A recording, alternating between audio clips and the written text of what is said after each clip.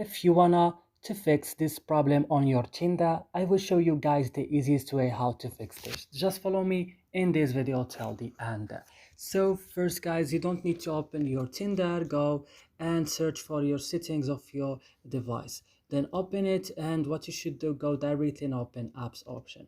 So right here on apps option, you have to search only for Tinder. Open Tinder like this and scroll down until you found storage option.